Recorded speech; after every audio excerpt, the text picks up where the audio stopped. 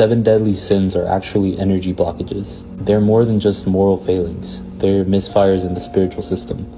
Each one distorts flow, and each one can be transmuted. Lust, which is of the element water, is the sacral force that fixates downward, leaking vital energy. Pleasure replaces presence, and the energy that should rise to the crown and become nectar collapses into compulsion. To correct this, practice retention, breath control, and upward redirection to restore flow toward illumination.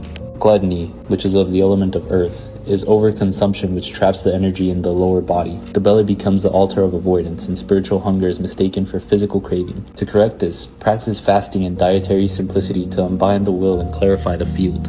Greed, which is of the element earth, is an overlocked root, grasping at form in fear of the formless. The current becomes dense, coiled, and immobile. To correct this, practice generosity and return flow where fear once ruled.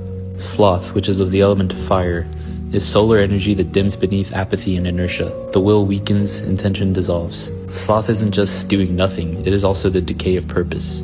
To correct this, move, breathe, and practice a conscious discipline to stoke the inner fire.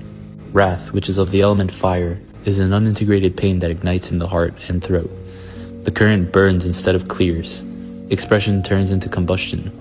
To correct this, practice somatic release, grieving rites, and clean speech to transmute fire into presence. Envy, which is of the element air, is where the heart forgets its own radiance. Another's light becomes a threat.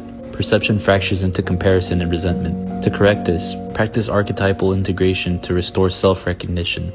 What is admired reveals what is dormant. Pride, which is of the element air and spirit, is crown distortion. The ego claims divinity. Separation masks as superiority. Authentic connection is severed. To correct this, practice humility to open the crown. Abandon the false throne and return to union with all that is.